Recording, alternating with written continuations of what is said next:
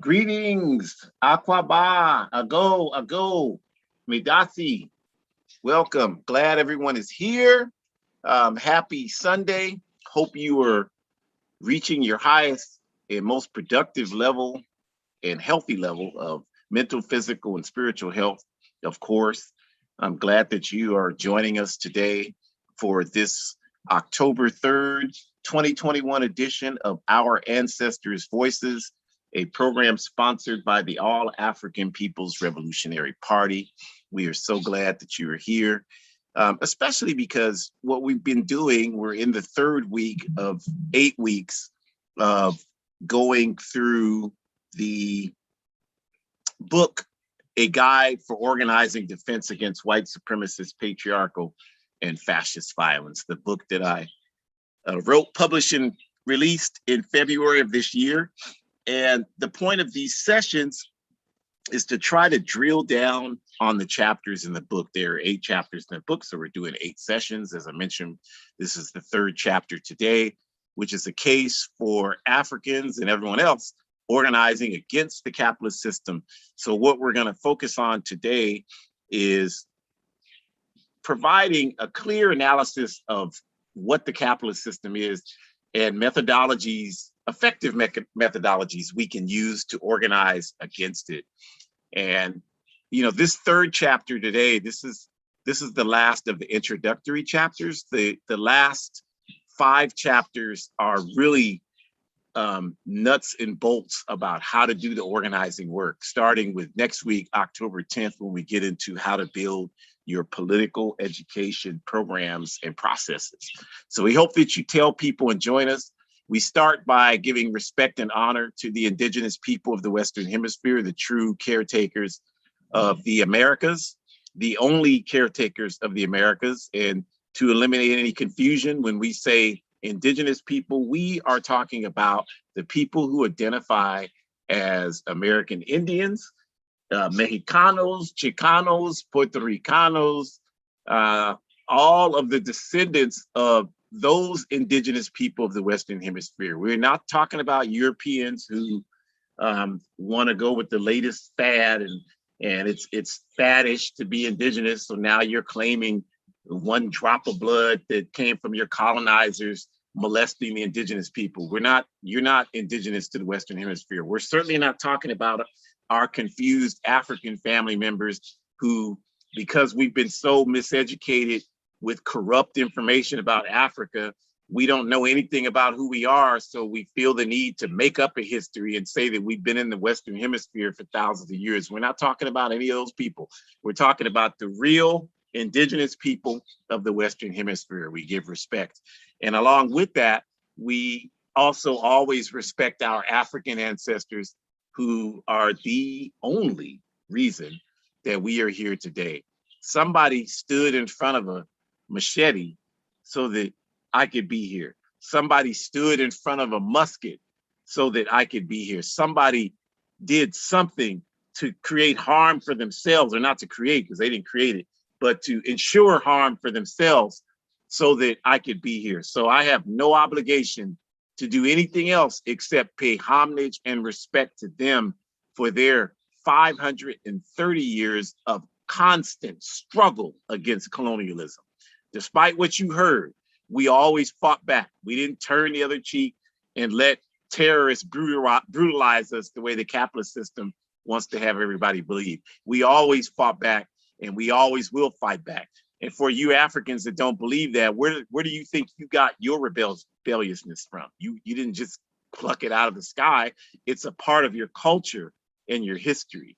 That's what it is. But we have to study it to understand it. We cannot expect our enemies to educate us about our history and our culture. There is no example in human history where that has ever happened, you all. So we're glad that you're here to join us, and we start, as we always do, just with our introductions of who we are. We are both organizers with the All African People's Revolutionary Party.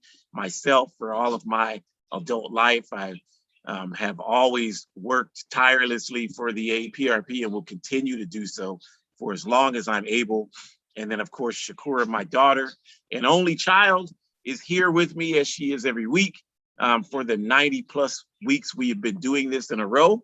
And she is also completing her studies to become a doctor, which we are all very excited about, and just honored to share this space with her every week, as well as every other space that we share together, which is a lot. And getting back to the All African People's Revolutionary Party, our objective, you all, is Pan-Africanism. Pan-Africanism, which we define as one unified socialist Africa. Pan-Africanism is the objective, as described in the book to your right, The Handbook of Revolutionary Warfare, written by Kwame Nkrumah. That objective of Pan-Africanism will meet the needs and aspirations of African people everywhere on earth. So in other words, we believe that the core of the problem we face as African people is not because we're Black, not because people hate us because we're Black, not because of anti-Blackness, but because the entire wealth of the capitalist system was built and is maintained on exploiting Africa. And because of that, it is necessary to keep African people confused, disorganized, and oppressed. Because the minute that we are not confused and we are not disorganized and we are not oppressed, we will recognize that until Africa, our mother, is free, that is the only way that we will be free, no matter where we live, anywhere on earth. Because this entire system is set up based on maintaining the exploitative nature. We talked a lot about that last week when we talked about chapter 2, which was Africa and the African diaspora. And we will really kind of continue that this week because we'll be talking about capitalism.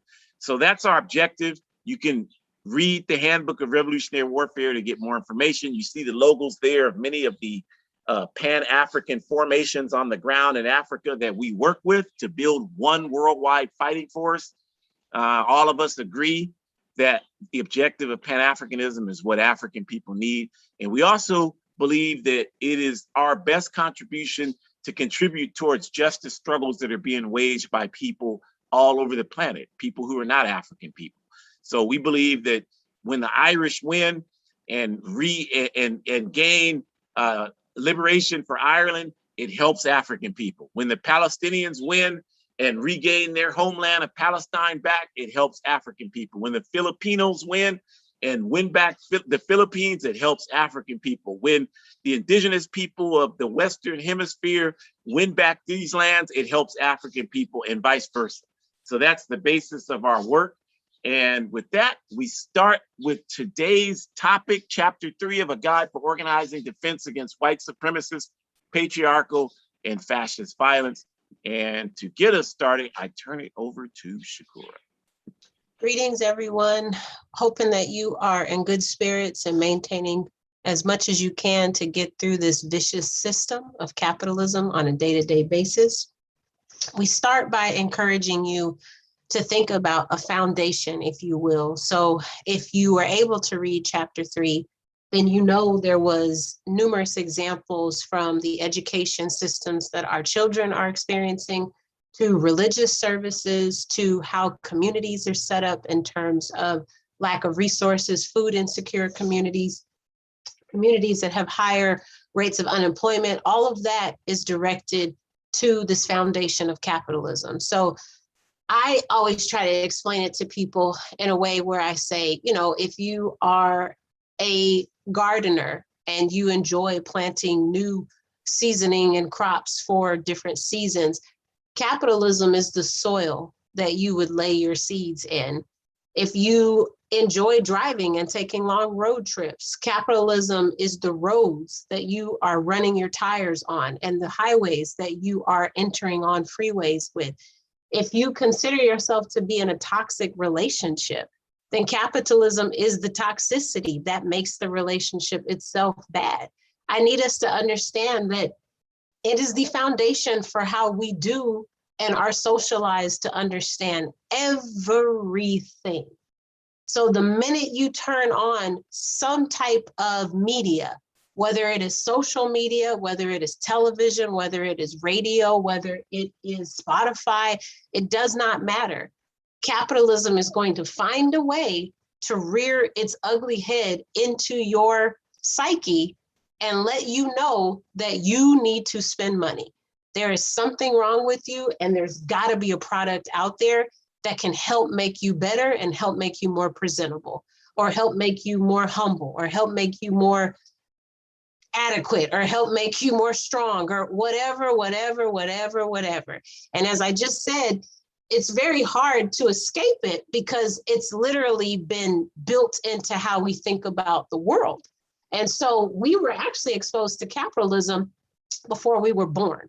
And I just really need us to understand that, because we know from data that trauma is passed from people who gave birth to us. So if we know that they experienced trauma because they were exposed to capitalism, and then they gave birth to us, they literally passed it through the placenta, through the canal. And whether we were born through cesarean or vaginally, we now have a different understanding of what that looks like. So I just want that to be like the framework for how we think about this, because the objective of this chapter is to help us understand that we can separate from that. We can be divided from capitalism. We don't have to perpetuate capitalism. We don't have to protect capitalism. We can eradicate it. We can annihilate it. We can murder the system itself. We do not have to promote it. But we need to first be conscious that that is, in fact, what we are living in, so that we can then start to develop strategies together on how we're going to fight back and get rid of it. Okay. And so that's basically what chapter 3 was about, just to give it to you in a nutshell. So I want you to be thinking about how you've been exposed to capitalism in the last hour. I just want you to think about it, because it might be something subconscious that you haven't even thought of, whether you were watching some type of media, or even if you were replaying a commercial that you saw 2 days ago. That would still be an example of exposure to capitalist strategies to try to encourage you to spend money, okay? So if you want to understand the basis of chapter 3, a guide of organizing defense against white supremacist, patriarchal, and fascist violence, it is very simple.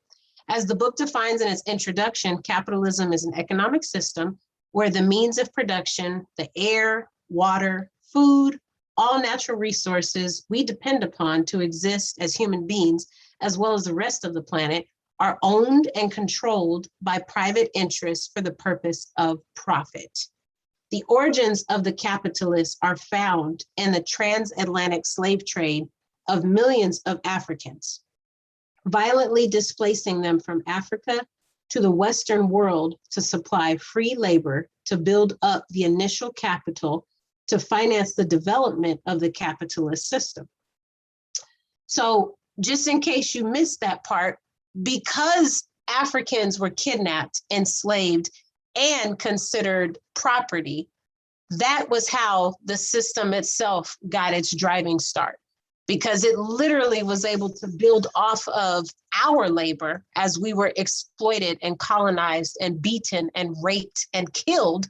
And so because of that, now you have a system where this system wants to protect the fact that it can continue to make money off of you and the exploited labor, especially if you identify as a poor individual. Regardless of your race, regardless of your gender, your class is what we're talking about here. How do you identify with your class structure? Because people who identify in a higher class bracket than you may or may not be impacted the same way by capitalism.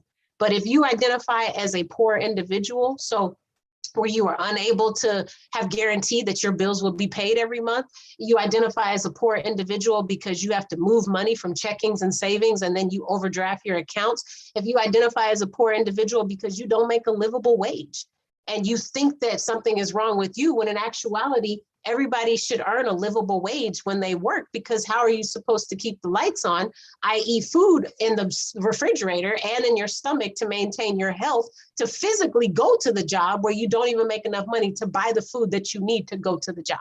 I hope y'all are listening, because it's very vicious how this happens. And so if you can say yes to any of those things, then you are in fact suffering as a poor person. And that's a disadvantage to you, because capitalism has nothing to do with you, because you're not going to help maintain the profit that it's trying to manage, okay? Because it's a management system is what it is. So that means you're not going to help keep money in the pockets of those who need to manage that. So you are of no good to them, which means they need to get rid of you, because you're not contributing to help them make money, and you're certainly threatening them to continue making money. I hope y'all are awake, because this is some real stuff right here. So if we think about that, then we have to actually think about that the origins of capitalists are found based off of how Africans have been enslaved. And they're also found based off of other communities that are of color, but also just communities that are oppressed in general, and just understanding how it's all connected to maintain their status. Meanwhile, you have all these people who are suffering at the hands of this system, okay?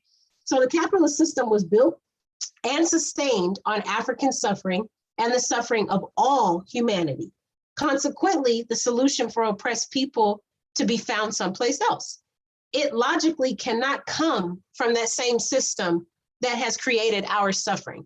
So I saw a news report, I want to say it was locally here in Memphis, but it might have been somewhere else. But basically there was a community organizing because there was active gun violence that was happening. So somewhere in the US this was happening.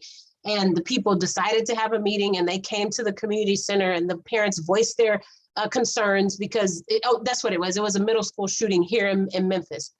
So the parents came to voice their concerns about how they're worried about their children. And that, yes, I completely understand that. You should be worried about your children because your children are insignificant in this system and their lives can be taken like the blink of an eye. So I understood why they came to the meeting. But the very point we're trying to make is having a meeting in the community is not going to stop gun violence. The best way to stop it is to change the system where people are actually valued. And I just said to you that if you don't contribute to managing the private entities to keep their money coming in, then you are not important to them. You are not important to them because you are not a means to an end to capitalist people. They do not see you as a resource to keep their money coming. So that means having a meeting in a community for gun violence is still relying on the same system that killed that middle school student to now turn around and stop other middle school students from being killed. That's such an oxymoron. It doesn't even make any sense.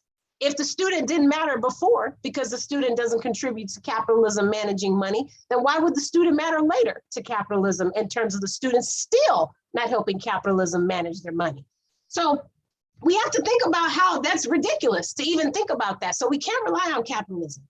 Oppressed people cannot purchase their dignity and freedom from the capitalist system. We cannot invest our freedom out of this system, and we certainly cannot outsmart the capitalist system from a business standpoint to gain our collective freedom.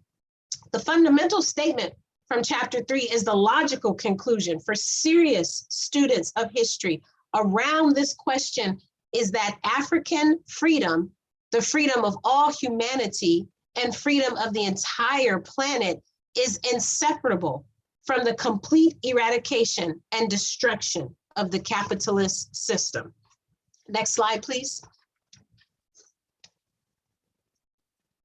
Another foundational piece for chapter 3 is the acknowledgement that the current method of logic used by the majority of Africans in the world of viewing the world through the colonial lenses provided to us by enemies does absolutely nothing to benefit African people anywhere.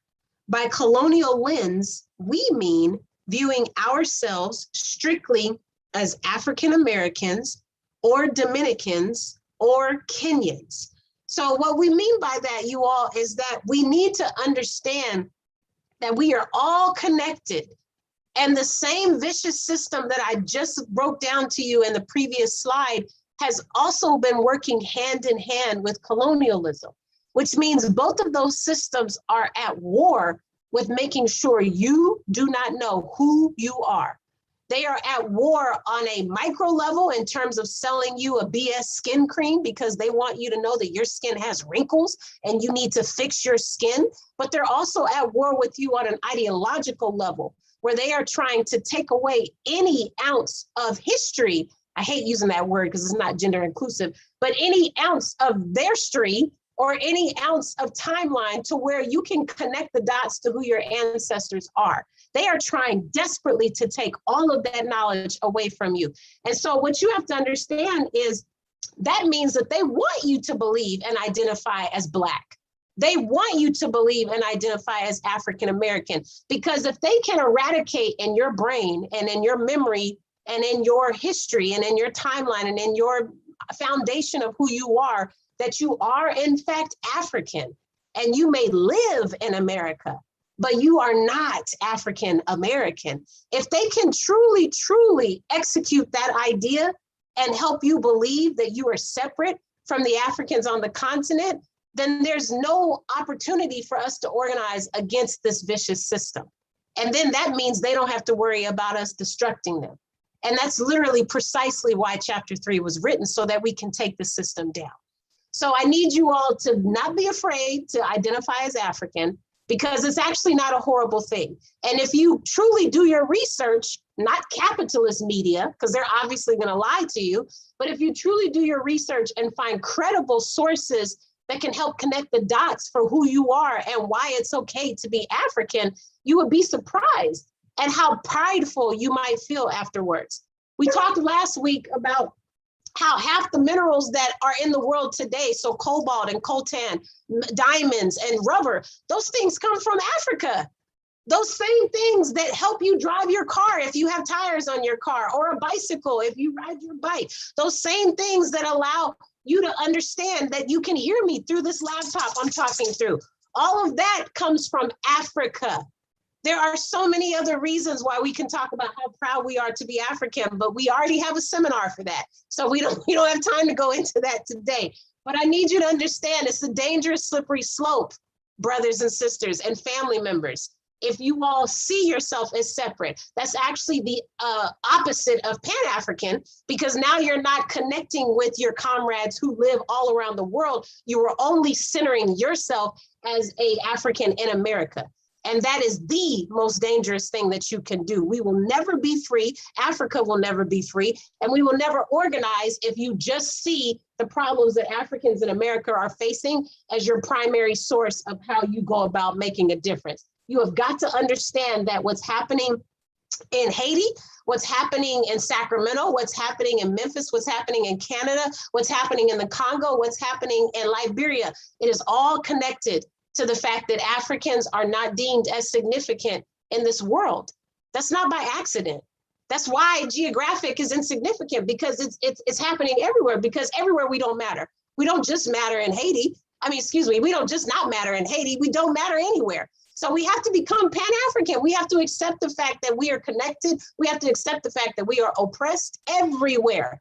My grandfather says crime knows no area code. Well, I would argue oppression knows no area code. So once we understand that, we need to use that to help organize together, because we need everyone. We can't be picky about who helps us organize. So we have to separate this idea that we're African American, separate that, get that out of your head, separate the fact that you're Dominican, okay? Because at the end of the day, as Nkrumah said, any African in the world belongs to the African nation, which means you're African. So just practice saying that. And I know it's weird because some of you haven't done it in 40 decades, but you should try it, because it's okay to say that. You should be proud to be coming from a continent that has given so much to this entire world. You should be proud, and you should be humbled to be able to be a part of that.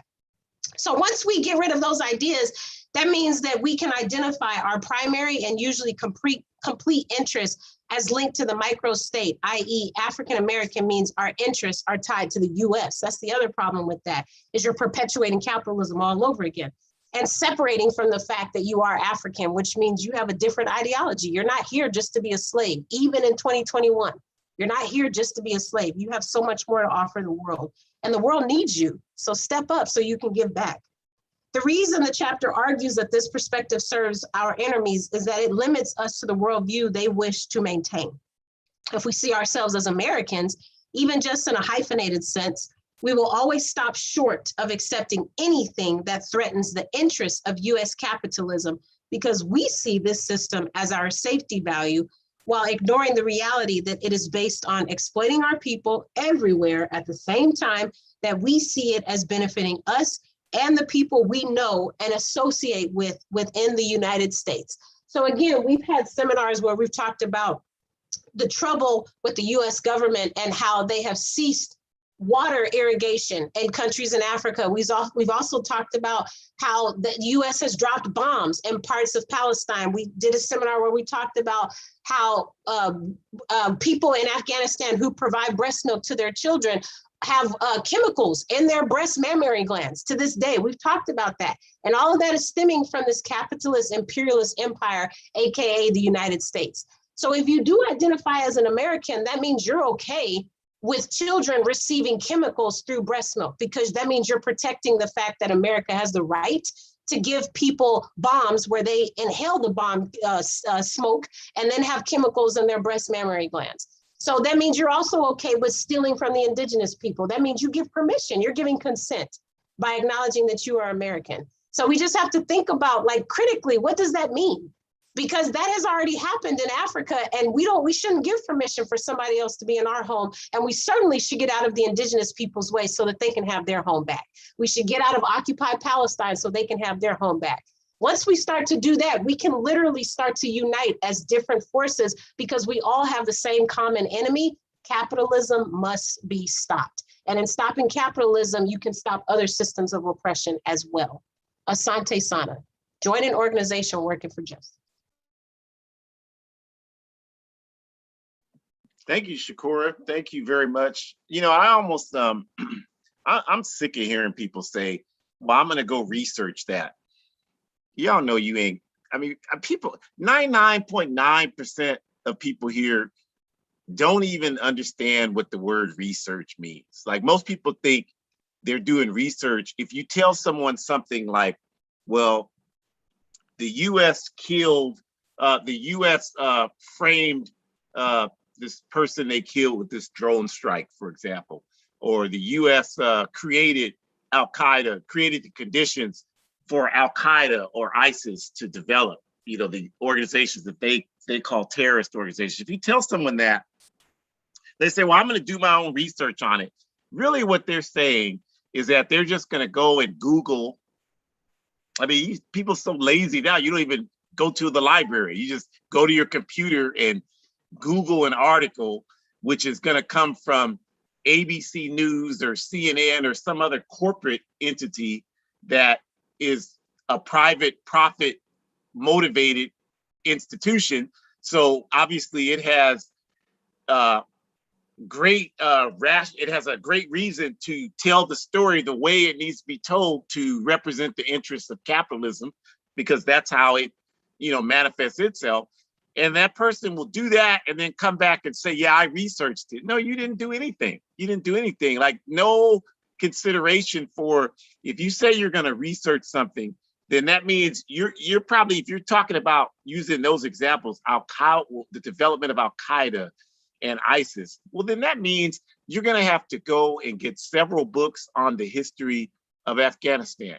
And then you're also going to have to probably study the history of Iraq, because it's intertwined because of how imperialism interacted with both of those countries. So you're going to have to get several large volume books on those two countries and their history. And then you're going to have to do substantial research on who wrote the books, because books are written, most books are written, I'm a voracious reader, so I can tell you, and check it and you'll verify what I'm saying. Most books are written by either academians, people who have college degrees, journalists, or activists.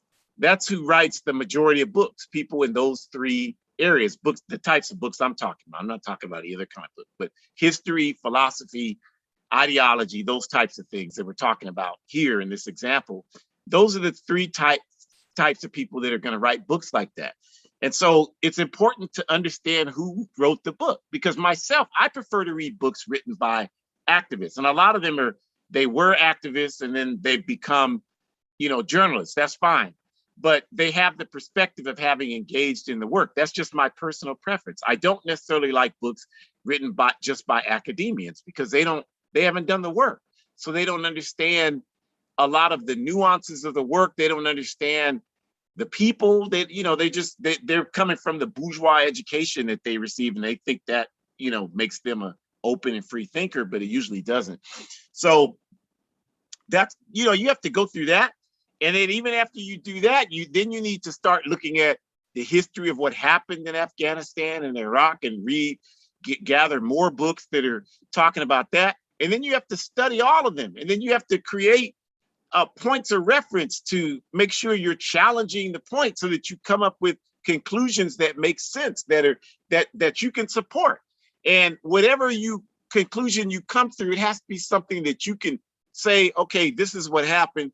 And when people raise these challenges to it, I can answer this way based on what I've studied to explain why I have the position I have. In other words, you have to be able to support your research. So you're talking about probably 11 and 12 books, full level books that you have to read, and not just read them, but study them. Have a thesaurus with you there, make sure you understand everything. And then the book is gonna bring up historical things you don't know about. So you have to go back and research that. You have to study that process.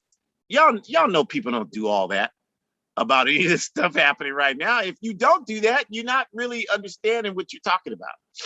You think you are. We think we know what we're talking about, but it's like Kwame Ture said, we're just reacting to stimuli. That's what we do. So that's why we want to break down these chapters, and we'll do that. We're doing that today. We're talking about a case for organizing against capitalism, right? And so if we talk about the decline of capitalism as a system, Shukura defined it, an economic system where all the means of production are owned or controlled for private profit. That's what capitalism is. So why do we say that it's declining? Why are we saying that?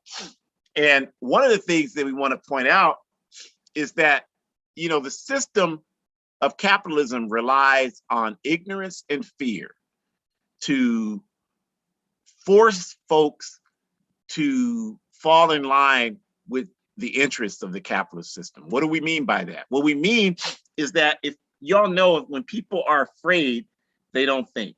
So if you think of, like, take COVID-19, for example, the information flow on that, how it's manifested, a lot of it is fear-based.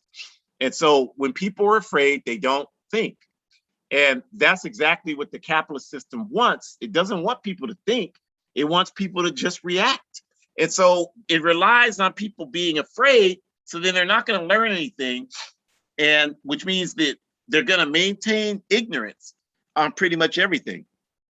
So if you talk about something like Afghanistan, for example, you know, this country, they supposedly withdrew their troops from Afghanistan. And most people, yeah, I know what happened in Afghanistan, but what they're saying is they just know what they were told.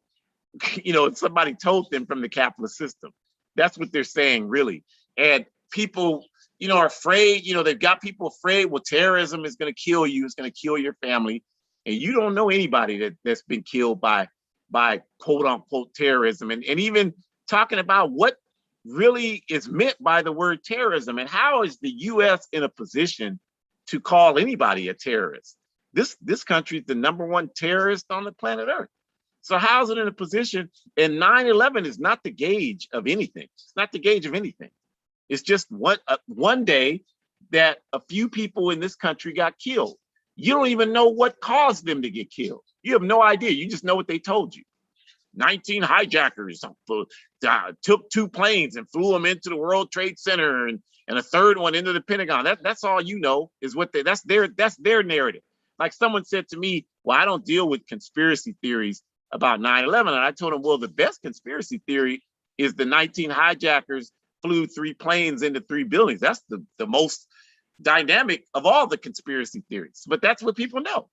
So because of that, you know, it becomes very difficult to get a real conversation going about what's really going on, because everything is basically motivated by ignorance and fear. I had a guy I was talking to yesterday.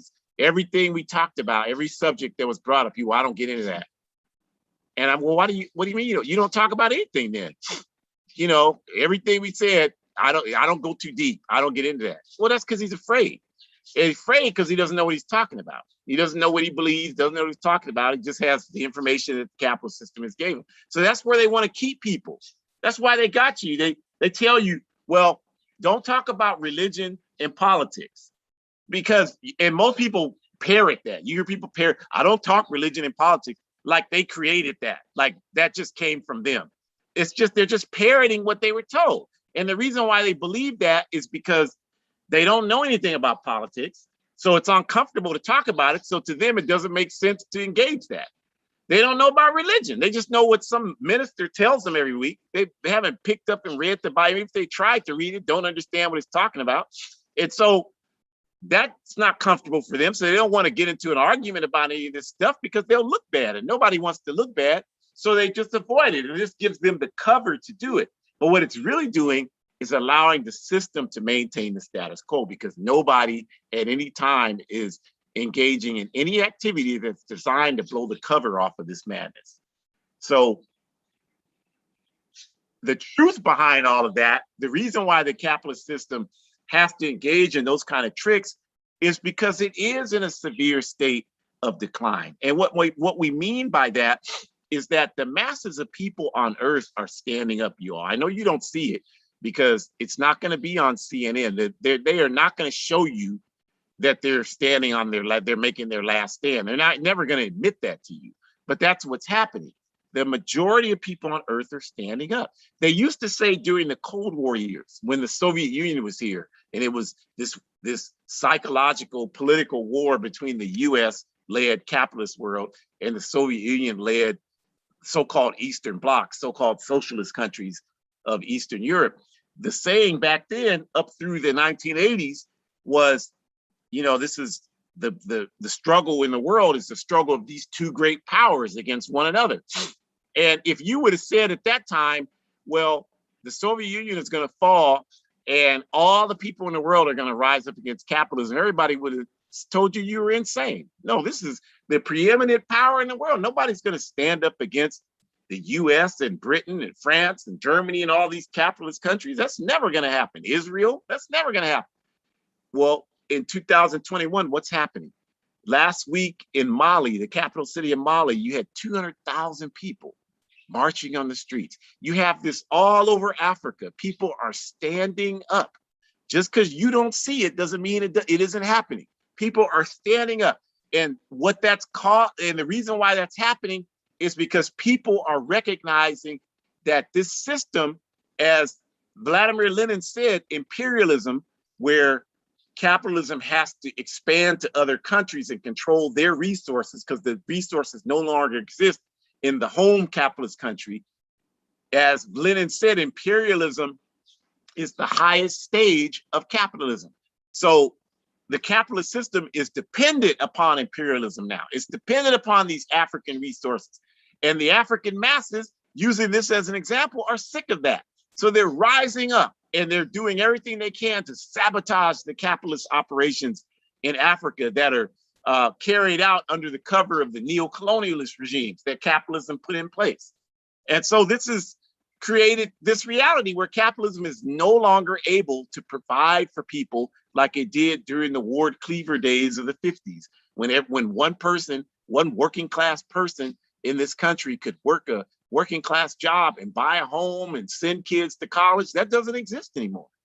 The system people can't do any of that. People have three adults in a house working 2 and 3 jobs and still can't maintain the house expenses. So the system is in decline, and they don't want people to see that. They don't want people to say, okay, this system will not work for us. So that's why they struggle so vigorously to keep people couched in ignorance and fear. And at this stage, all capitalism really has left are a bunch of scams, like this whole thing about cryptocurrency. I mean, that's nothing but a scam. It's a Ponzi scheme, you all. And everybody's talking about it. And I ask people about it because I have a strong background in economics. I studied it. I've engaged in it for decades and do work around it. So, I like to talk about these types of things. I do a ton of actual research, economic research. So I love to talk about this kind of stuff. So whenever I hear somebody talking about cryptocurrency, I ask them questions about it. And it doesn't take but a second to realize people, they don't know what they're talking. I mean, they just, again, operating based on, and I ask people, what's a Ponzi? Most people don't even know what a Ponzi scheme is. So, you should know. So what a Ponzi scheme is, you all, is like, if you decide you want to scam people and you say, so I'm going to create a pyramid. A pyramid is the classic example of a Ponzi scheme. I want to create a pyramid. Everybody contributes to this. And if you contribute, you'll make money. And so what happens is that you get 10 people to give you $10. And so you make $100. And then you get other people to give you money. Now, as you start out, the process is you're going to take the money that people are giving you. You're not investing anything, but you're going to take the money that people are giving you, and you're going to give some of that money back to some of the people who are contributing money to you. So in the initial stages of a Ponzi scheme, it looks to people like they're making money because in effect, they actually are. But it's not a sustainable model for obvious reasons, because eventually you're going to run out of money that you can give people if your objective is to make money yourself. It's just not going to be sustainable for a long period of time if you continue that way. And that's the whole point, is for people to get in, make money quick, and get out. And that's the whole point of cryptocurrency. And cryptocurrency is actually even worse, even though it works that same way that I just described. It's actually worse because the cryptocurrency, unlike hard currency, is not backed by gold. It's not backed by anything that can be verifiable. So basically with cryptocurrency, it's a speculative industry. That's all it is. It's based on the speculation that at this point, it'll make this much more money, and so I should make money. So in the initial stages, yeah, that will be true for some people. But in the long run, there's no way that you can make money from any type of process that's based on strictly on speculation and based on this thing of you contribute. And that's why you notice the people trying to get you to engage in cryptocurrency, the whole basis of what they're doing with you is trying to get you to invest money.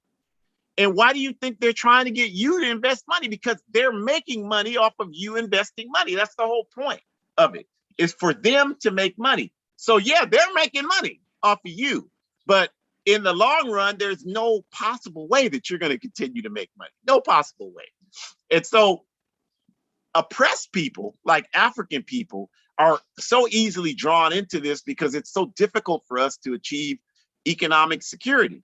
So any scheme that comes along that suggests that, well, this will be the way that we can do it, we are so gullible to that kind of thing because we're so desperate to try to achieve some level of financial consistency and stability. And this is all that capitalism has left, is the illusion that if you gamble this way, you can make it this way. They no longer can even tell people what they used to tell people for decades. Well, if you just grow up, go to college or get a nice union job and save your money and do this, you can buy a house, put your kids, that's the quote unquote American dream. They can't even promote that anymore because everybody knows it's a lie. You can work your behind off 2 or 3 jobs and you can't accomplish any of that. So all they have left are these schemes now, these quick rich things, these marry a billionaire, these pimp your house. Somebody's gonna win the lottery, go to the casino. That's all they have left are scams like that to try to convince you that, well, there's still an avenue and a pathway that you can get rich. And so because of this, our job is to awaken humanity to the reality that capitalism, like Shukura said, it's the source of the problems. Every problem we face is because of capitalism. Poor healthcare, forced sterilization of African and indigenous women, the fact that we die so quickly in the healthcare system, the fact that our people are the ones who die mostly of COVID. We have the highest percentage of that, all related to capitalism and the inequity of healthcare. Mass incarceration because of capitalism, because of economic insecurity in these inner city prisons that they put us in as a result of Jim Crow segregation. This is because of capitalism. You know, every problem that you have is because of capitalism. If you give me a problem, like the rappers say, throw a subject out there, I'll create a rhyme about it. Give me a problem and I'll show you how it's connected to the capitalist system. No question about it. So, you know, in terms of us continuing to heighten the consciousness about capitalism, the whole point of chapter 3, it focuses on colonialism. And like Shukura alluded to, the separation of the African masses from each other to make so that we don't make the connection that this system that's on top now is on top because it facilitated that process of our exploitation, colonialization, and brutalization. That's the reason it's on top. So they want to keep us from making that realization so that we will continue to think that, well, okay, there's just some individuals in this system that don't like us because we're Black. And so all we have to do is figure out how to carve out a place in the capitalist system for ourselves. And then that's how we'll solve that problem. And the error of that logic is that if we miss the fact that this entire system is based and maintained on exploiting our mother Africa. So even if every African in the US, all 50 million of us, achieve financial security, there is absolutely no way that can happen without it tightening the grip on oppressing our people who live in the Caribbean, Central and South America, Africa, our other family members in Asia, our other family members throughout the Americas, and even the working class European communities throughout the world. That's the only way that we can rise up, is by stepping on the backs of all of those people, because that's how, as the picture illustrates there, that's the only way this system works, is that there has to be poor people in a capitalist system.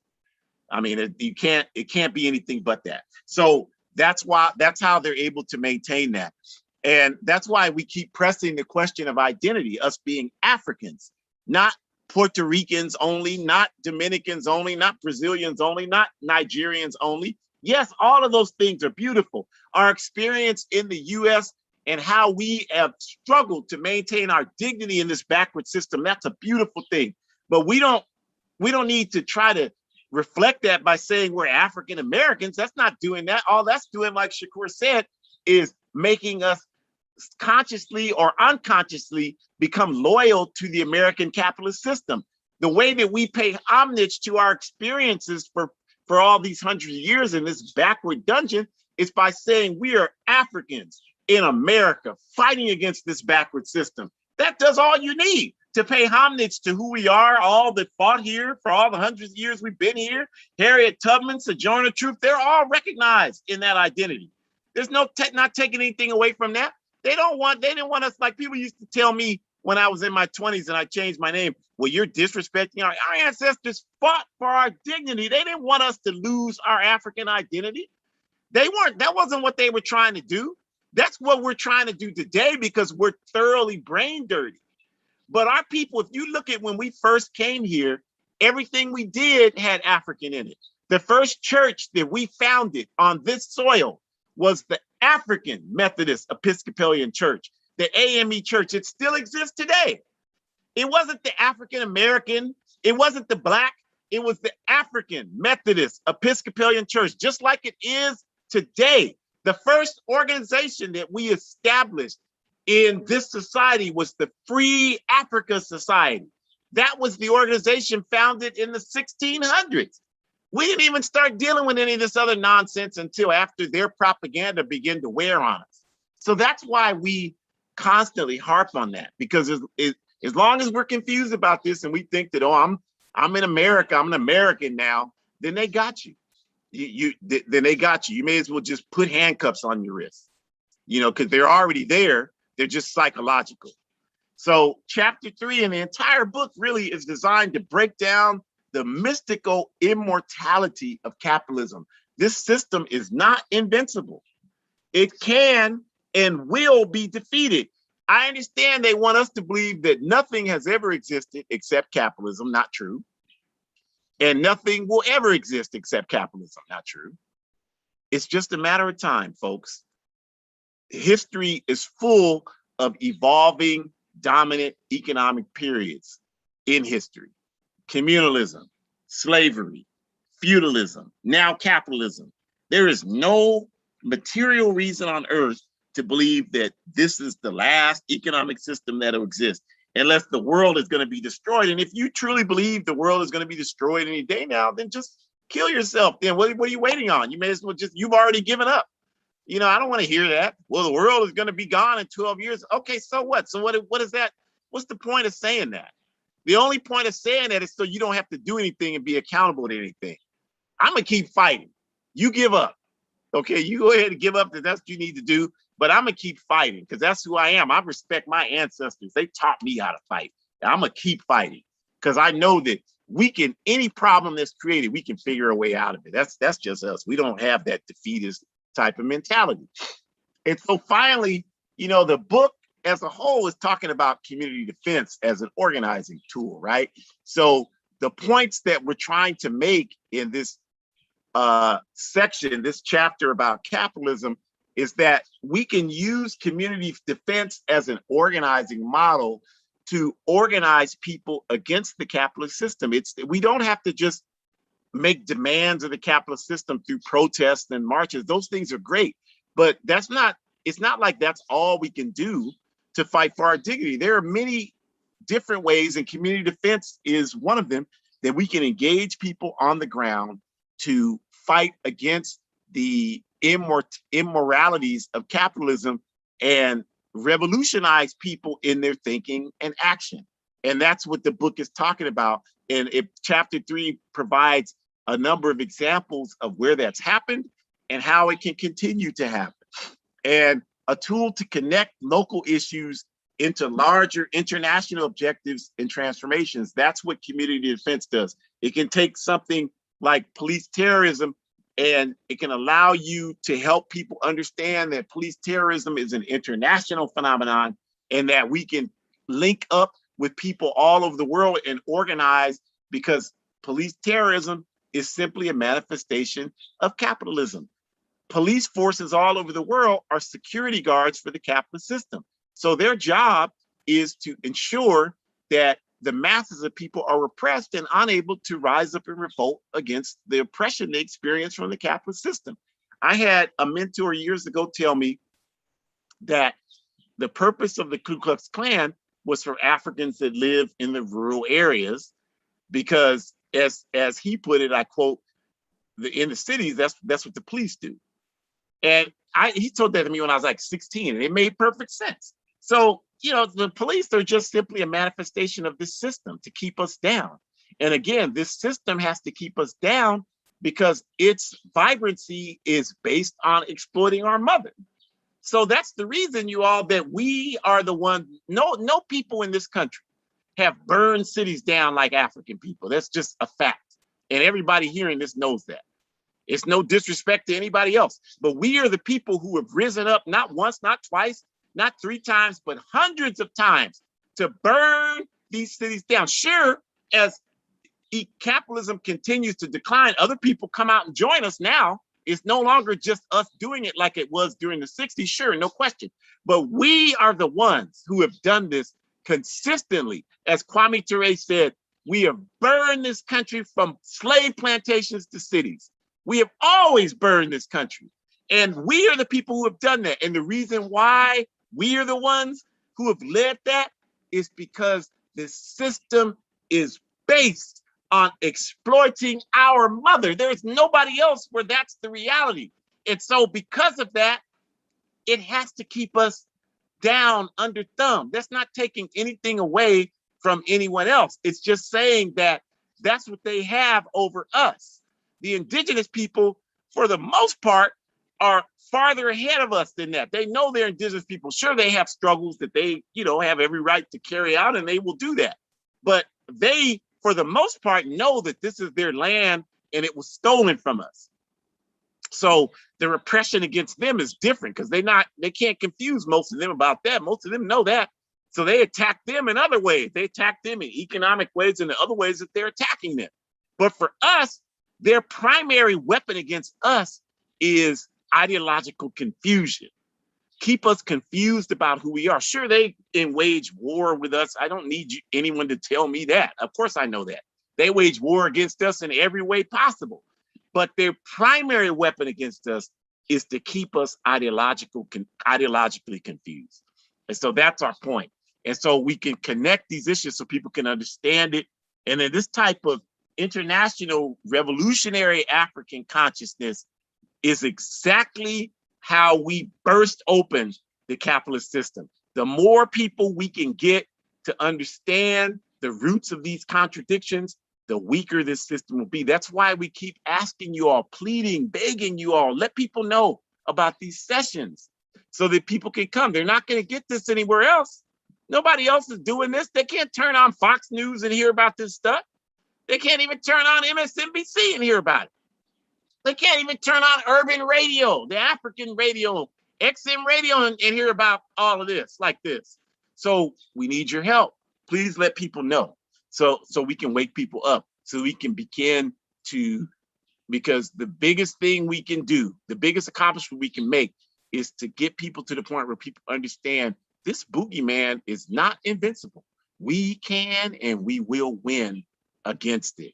So we say we are organizing to overthrow the capitalist system, and that's our work. And that's what chapter 3 is basically underlining, is that not only can we do that, but here is setting the table for the rest of the chapters in the book to provide a methodology on how we can do it and encourage people to do it. And as we've said multiple times, and we'll continue to say, we are here to help people do it. And then if we look again at next week, and I just want to briefly just look at some of the things people are saying, and I want to, our indigenous comrades, as always, always on point, making the point that this country only fears two things: Indian uprisings and slave revolts. The Invisible Warrior said that, and that is absolutely correct. And you can see that in their popular culture. Shukura and I, with a couple of Shukura's friends a while back, were watching the movie Cape Fear, Robert De Niro, Nick Nolte. You ever see that movie? What's her name? I can't even remember the young one. She's not a young woman anymore. But anyway, that movie. And in the movie, the guy that plays the private investigator for Nick Nolte, he talks about Robert De Niro plays this maniac. And so the guy says to Nick Nolte, you're afraid. And Nick Nolte says, yeah. And he's like, the movie takes place in Georgia, supposedly. So he says, well, this country was built on fear. It's built on fear of the Indian, fear of the slave. They put it in their popular culture because they know they built their empire on our peoples. And so that makes us the threat. That's why we experience what we experience. It's not because they don't like Black and brown people. Lord have mercy. Okay, anyway, next week, our ancestors' voices. Sunday, October 10th, 4 to 5, we're moving forward. Now we're getting into the meat of the book. How do we accomplish these things? So chapter 4, you all, the methodology of community defense work. How do you build political education processes? How do you build political education processes? So join us next Sunday when we talk about that. Please let people know. Go to aprp-intl.org. Join the All African People's Revolutionary Party. You can sign up there to watch a video. You can decide if it's something you want to move forward with joining an AAPRP work study circle, because we already have political education process built. So if you want to experience it and you're African, come on through. That's how you do it. Go to abetterworld.me. Donate while you're there. That'd be great. We appreciate you all that have done that. Very helpful. Thank you very much. We will definitely give people personal thanks. But if you want to look at some of these videos, all 90 something of them are there on that site. You can access them all there. So go back, look at the catalog, see what else you missed, send them, share them with people. That's a place to do that. hoodcommunist.org. I'm on the editorial team. We have the bi-monthly Telegram event. We come out every Thursday with new articles at hoodcommunist.org. And we have the bi-monthly Telegram event. Download Telegram on your smartphone, free app. And you can participate with us Thursday, 7:30 p.m.